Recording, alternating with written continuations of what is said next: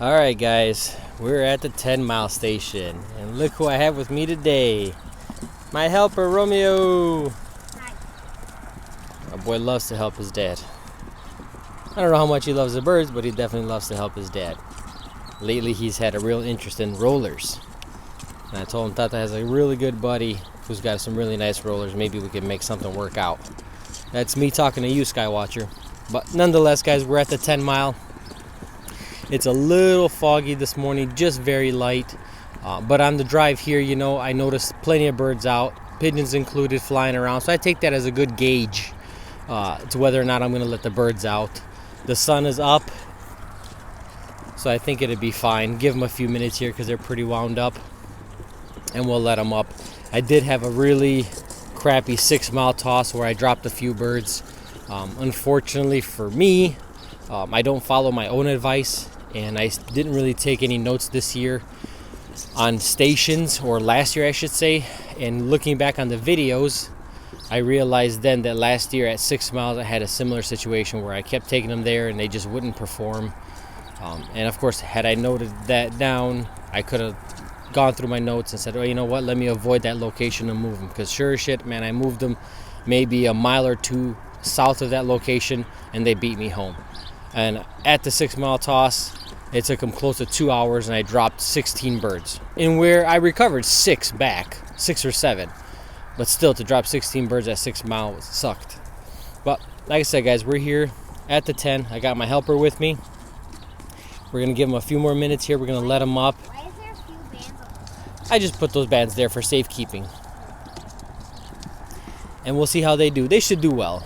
We are in a kind of a Y, so off that way right there you got 94, and right there you got 275. And I know for me, from my experience, sometimes birds have a hard time crossing those freeways. They see that open gap and it's kind of like a river, or they have a hard time crossing it. So it could be a challenge for them, but this is directly en route to where we race, so I like to keep them on this path here as much as possible. Plus you can see it's nice and open.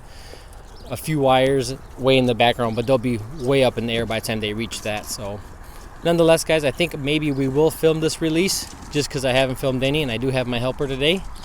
So we'll see what we can do here for you. Are you ready, Mayo? Yeah. Okay, how about I do these 2 baskets and you just lift that one.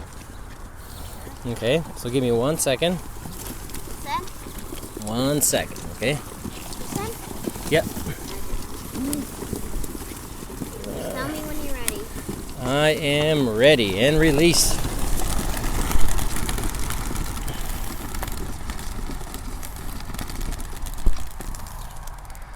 So we still have 82 in the team. Oh, they split up, but they'll catch up. Daddy, you said ketchup. Catch up. Like I said, we still have 82 on the team, and they're doing well. I have been dealing with, like I said, a little bit of respiratory, and I think I got that under control. I do still have one more bird that's showing signs of one-eye cold, and if I do get a chance to call them in when I get back, I'll take a quick video of that. I know a couple of you guys asked me to film that to show you guys what one-eye colds look like, so if I can, I will do that when I get home. But oddly enough, they split up and they haven't gotten back together. I got one group right about there and then one group down there. That's strange, but I think they're gonna combine. Let's see. Now I'm just curious. So will I be in your next video? Yay. Let's see. I'm just curious if they're gonna get together or not. They seem like they're flying in individual groups. It just makes you wonder when you get home and only half your team is home, if this is actually what happens. They just split up and they never really get together. But it's funny because they're flying in a sequence of a circle together. They won't catch each other up. Then tiny birds come. We'll see how they do. All right, guys, we'll catch you guys at the house. We're back. Yeah. I really didn't count how long the birds have been up. I stopped counting. As long as they beat me home or get home within a few minutes of me, I'm okay. But in this case, I did see them come home the moment we pulled in the driveway. And you can see they're already down waiting for some food. I got to get them some fresh water. Yeah, look at there. I set the waters out so I know it. Excuse me. I set the waters out so I can film when I get back. I figure I had a little bit of time. They're already trying to get to it. Oh, they're getting in the chicken feed. Sorry about that. Birds were getting in the chicken feed, and that's a no bueno. They load up on that feed and then they don't want to respond. They don't want to go in. And you know damn well if they stay out, that's no good. I still have, let's see, 4 more out. Come on, guys. Come on, come on, come on. And I'm thinking it's the ones that got in the feed. But we'll get there. We'll get them in, no problem. 4 is not an issue. Like I said, I just refilled their water. They obviously beat us home from 10 miles. So it's time to bump them. I'll probably bump them somewhere between 14 to 15 miles depending on the location.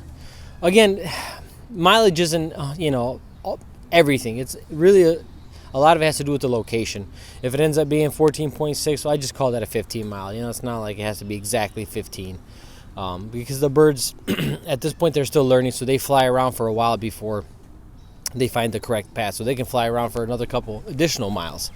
So you think you're doing 10, they'll fly 2 miles off course, and there you go, they did 12 on their own. But one thing I did notice when I came in, I separated my sexes, and I noticed one of my cockbirds had a lot of blood, not on his face, but on his chest. So I'm not sure what's going on. I'm going to go ahead and go take you guys inside just to take a sneak peek. I do have 2 youngsters in there. They're off my droppers, because I wanted to have a few more droppers. All right, Mel, be careful because they're eating, so they're going to get a little spooked. I'm feeding them in multiple troughs. He's over there. All right, let's turn on the lights. And let's go see what happened. Maybe he was fighting another pigeon. Maybe he was fighting another pigeon. Hopefully he didn't fight those babies. Yeah. That would be bad. That would be very bad. Let's see. Yeah, and then he paid. So I'm expecting... He is a blue bar, I think. Okay, I'm not seeing any damage anywhere. So he is a blue bar. Yes. And here are the youngsters. Let's pull them out. Like I said, these are just little satinette droppers that I use. Oh, so cute. Okay, that one's no problem, not scalped. That one's cute. Very cute. They're all cute when they're babies. They go through that out of the egg hatch and they're ugly, and then they get to that cute little dinosaur stage, and then they become birds. All right, so I'm not sure what's going on. Maybe I confused. Oh, you know what I think I did? Look, just to show you guys as well. I mean, you can see his chest. Come on. Turn your chest. All right, I'm gonna have to catch him. Let me get back to you guys. All right, guys, you guys can see it's clearly blood. What happened, I'm not sure. It looks like it's coming from his chest. I mean, honestly, I can't even think about what could have happened. He seems okay. It's probably just a tear in the skin, and the blood just kind of coagulated on the feathers there, so it looks worse. But honestly, I don't know They can't where see the blood though. they can see it. I don't know where he could have caught himself. There's no hanging nails. There's nothing really for him to hurt himself on. There, like maybe I'm not himself sure. By that broken wood. I see a little bit of blood right here, Maybe he hit down there. but I don't see anything anywhere else. I think it might be the staple. The staples are in. Oh yeah, that's true. So But it's very sometimes strange. staples can come out. I just assumed he probably got in there and scalped one of those youngsters, and that was just residual blood off the youngster. But I'll give him a bath here, let him clean up, and we'll go from there. You guys can see I took the nest fronts down, I took the dividers out, and all that we have here is this one last hen. Too, so much. Oh yeah, there's blood right here. Maybe he got hurt there. It's possible. That's so strange. I wonder what happened.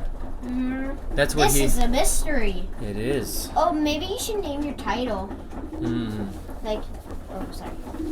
That's strange, guys. I'm not sure. I'm gonna dig into it to see if I can figure something out. I don't want to repeat, but I really don't know what happened.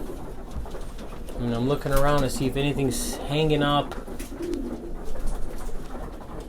Well, it is what it is. It happens, guys. Very strange. And that, of course, is my 300-mile winner. So I don't want to lose him before I can breed out of him and figure out if he's worth anything. But very weird. I can't imagine he fought somebody. I Let me take a peek outside while you guys watch him. No, everybody else looks okay. He must have snagged something. Ran into something, I have no idea. Maybe a hawk came in and he got spooked and ran into the loft. But I think he'll be okay. Alright, man, let's get out of here. I think we'll call the last few birds in. Yes. Feed them. Ooh, we got this. Yep. Alright, let's bear with us here. Watch how the birds are treating us like we're the devil. Alright, close that. Thank you. Let's see, did we get everybody in? Everybody's in. Well, that's how she goes, guys. 10-mile toss. They obviously beat us home, so that was awesome. We're going to go ahead and bump them in the next couple of days. I probably won't film that. I just wanted to let you guys know to try to keep good notes. Try to follow my advice, and I'm going to try to do the same. And hopefully next year I won't have the same issue as long as I can figure out which locations work for me, which locations work for the birds, I should say. And we'll go from there. All right, guys. We'll see you on the next one.